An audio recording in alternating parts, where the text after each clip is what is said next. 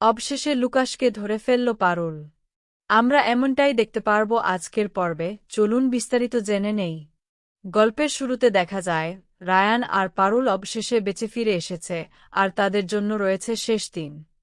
এর মধ্যেই ময়নার কারসাজি ফাঁস হয়ে যায়, তা বাড়ির সবাই তখন বুঝতে পারে। এরপর রায়ান, পারুল আর রয়েছে দাদু।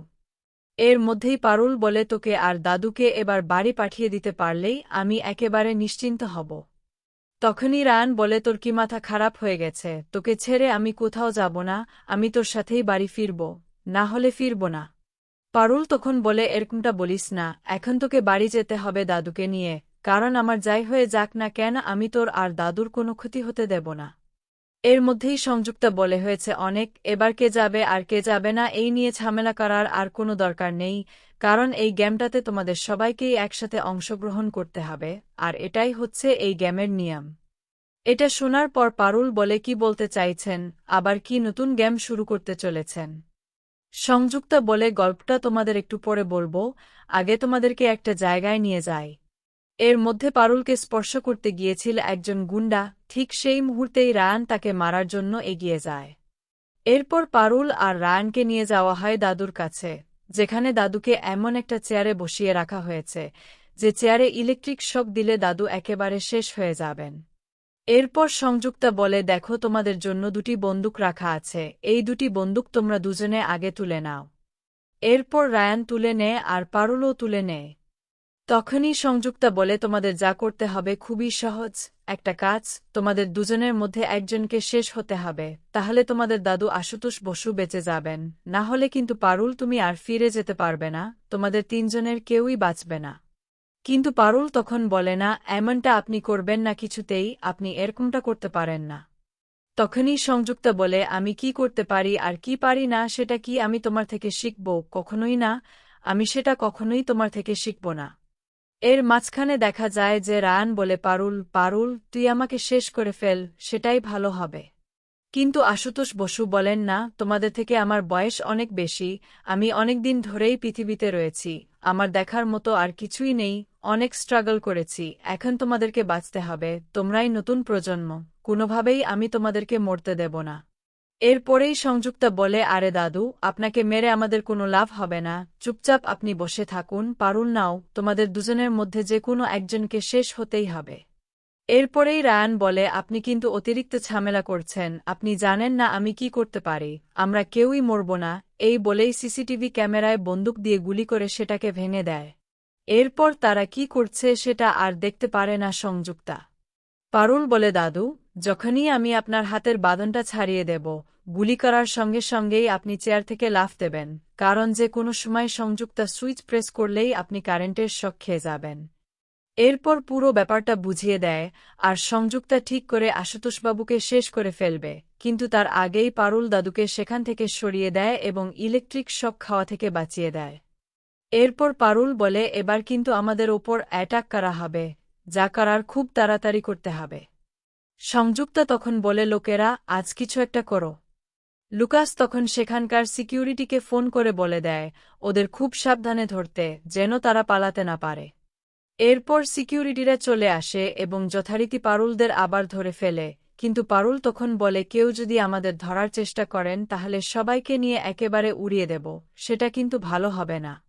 তার হাতে যা ছিল সেটা দেখে সবাই ভয় পেয়ে যায়, আর যতই হোক সবারই প্রাণের ভয় আছে, তাই কেউ আর এগোতে পারে না। পারুল বলে, আমাদের এখান থেকে বের হতে দেওয়া হোক, না হলে সবাই একেবারে উড়ে যাবে।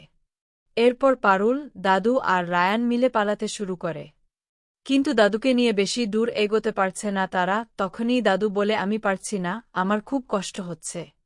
পারুল বলে, দাদু, আপনাকে যেতেই হবে, কোনোভাবেই আপনি থামতে পারবেন না, না হলে ওদের হাত থেকে বাঁচা যাবে না। এরপর দাদুকে নিয়ে তিনজন মিলে লুকানোর চেষ্টা করে, আর রাতে তারা একটি দোকানের মধ্যে ঢুকে পড়ে, যেখানে একটি জামাকাপড়ের দোকান ছিল। এরপরে পারুল এক রকমের অস্ত্র বেছে নেয়, আর রায়ান আরেক রকমের অস্ত্র নিয়ে প্রস্তুত হয়। কিন্তু লুকাসের পুরো টিম পারুলদের ধরে ফেললেও তারা আগেই পুলিশকে খবর দিয়ে রেখেছিল। এরপর পুলিশ এসে লুকাসকে গ্রেফতার করে এবং বলে, অনেক হয়েছে, এবার তোমাদের সবাইকে গ্রেফতার করে জেলে নিয়ে যাওয়া হবে, সেখান থেকে তোমরা আর কোনোভাবেই পালাতে পারবে না। এরপর পামেলাকেও গ্রেফতার করা হয়।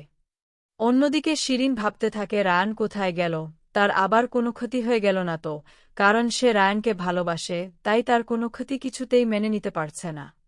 এরপর সংযুক্তা বলে, সেদিন তুমি কিন্তু বাড়াবাড়ি করছ, তুমি ভুলে যাচ্ছ যে তুমি আমাদের সাথে কাজ করো, এখানে কোনো ধরনের সহানুভূতি কাজ করে না, তুমি হয়তো ভুলে গেছ, কিন্তু রায়ান আর পারুল আজই শেষ হয়ে যেত। কিন্তু শিরিন মনে মনে ভাবে, আমার তো যত রাগ পারুলের ওপরই ছিল, রায়ানের কোনো ক্ষতি হোক সেটা আমি কখনোই চাইনি, কি হচ্ছে আমি কিছুই বুঝতে পারছি না। এরপর পুলিশ এসে সবাইকে গ্রেফতার করে এবং চারদিকে খবর ছড়িয়ে পড়ে, আর পারুলের জয় জয়কার হতে থাকে। পারুল তখন বলে, লুকাস, অনেক জ্বালিয়েছ, আমরা মৃত্যুর মুখ থেকে ফিরে এসেছি, এবার তোমাকে জেলে পচে শেষ হতে হবে, তুমি আর কখনোই বের হতে পারবে না, আর তোমাদের ম্যাডাম সংযুক্তার অবস্থা কতটা খারাপ হয় সেটাও সে নিজেই দেখবে, কাউকে ছাড়া হবে না, অন্যায়ের জন্য শাস্তি হবেই। এরপর সবাইকে গ্রেফতার করে নিয়ে যাওয়া হয়। তখনই রান বলে, পারুল, তুই দেখেছিস তোর হাতের কি অবস্থা হয়েছে, চল তোকে চিকিৎসা করিয়ে তারপর বাড়ি নিয়ে যাব। কিন্তু পারুল বলে, আমার এসব কিছুই চাই না, আমি তোকে বলছি, আমার শুধু তুই চাই, তুই আগ বাড়িয়ে কাজ করতে যাস কেন সেটাই আমি বুঝতে পারি না। রান তখন বলে, আরে আমি তো তোর ভালোই চাইছি, কিন্তু পারুল বলে, তোকে আর আমার ভালো করতে হবে না, তুই অনেক ভালো করেছিস, এবার আমাকে অন্তত ছেড়ে দে।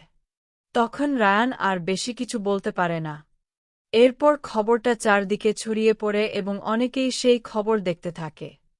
এরপর পরিতোষবাবু এসে এক ব্যক্তির সাথে গোপনে দেখা করে এবং তাকে সমস্ত ঘটনা বিস্তারিতভাবে খুলে বলে, কিভাবে পরিস্থিতি জটিল হয়ে উঠেছে এবং কেন তার সাহায্য প্রয়োজন, সবকিছু পরিষ্কারভাবে বোঝায়।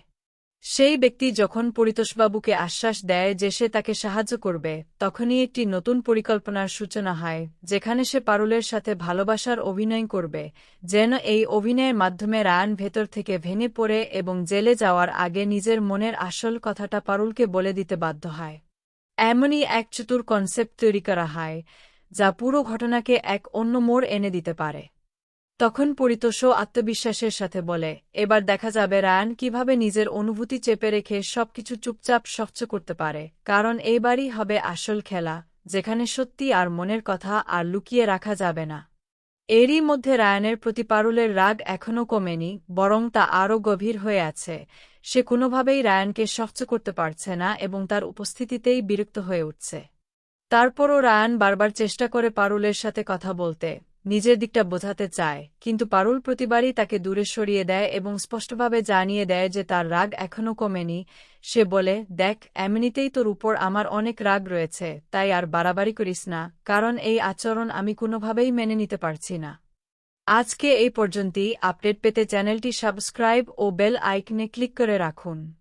আজকের পর্ব কেমন লাগলো কমেন্ট করে জানিয়ে দিন।